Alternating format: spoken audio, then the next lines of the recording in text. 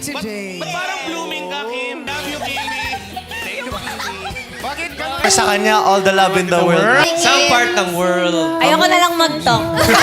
Nare-reveal yung totoong relasyon ng Kim Pao na itinatago daw nila sa atin.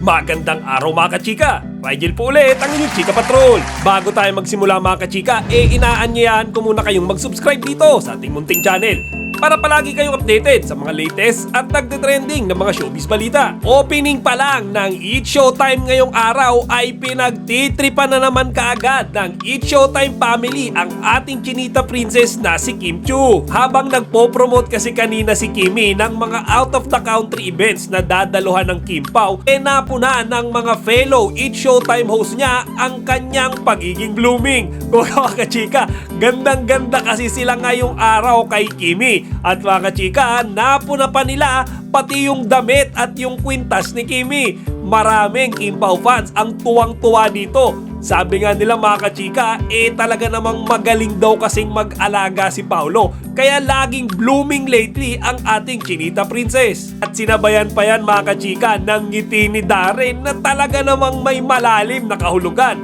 Kaya nga nung napansin niya ni Kimi, nilapitan niya kaagad si Darren Espanto kasi parang may gusto sabihin si Darren dyan mga kachika.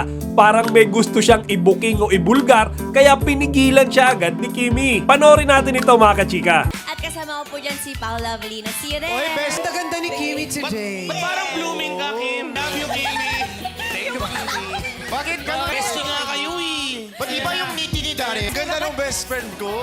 Hindi pa nga dyan nagtapos mga kachika yung pambubuking na ginawa sa kanya nung kanyang bestie na si Darren. Kasi sa segment naman nila na Karaoke Kids, merong kanta doon mga kachika na si Kimi yung sumagot. At pagkatapos nga dyan mga kachika, bigla na naman siyang hinirita ng pang-aasar ni Darren. Sabi kasi niya ni Darren mga kachika, Chang, tignan mo yung sagot nito. I don't want to be alone anymore. Samantalang si Kimi daw, all the love in the world. At ginatungan pa nga yan ni Tito Ogs ng saang part ng world. At doon na mga kachika, sinabi ni Kimi na ayoko na lang mag-talk. Panoorin nyo to mga kachika. Nakita mo yun, Chang, I don't wanna be alone anymore. Sa kanya, all the love in the world. Saan part ng world? Ayoko na lang mag-talk. O di ba mga kachika, nakita niyo yung reaction dyan ni Kimi, yung parang nene-nervous siya na baka meron na namang mabuking sa kanila ni Paolo kapag ka nagpatuloy yung asaran nila nung kanyang Showtime family. And mga kachika, tuwang-tuwa yung mga Kim Pao fans sa mga simpleng kulitan at bookingan na nangyayari na yan sa Showtime. Kasi in some way, nare-reveal yung totoong relasyon ng Kim Pao na itinatago daw nila sa atin. Panigurado hindi magtatagal, meron at merong mag-i-isplok sa kanya dyan mga kachika.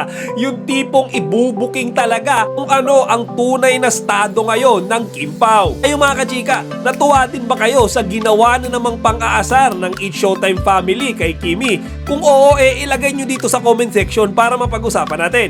Chika Patrol, signing out! Chika, huwag niyong kalimutan mag-like, comment, and subscribe. Para sa iba pang mga celebrity news, i-click lamang ang mga videos na ito.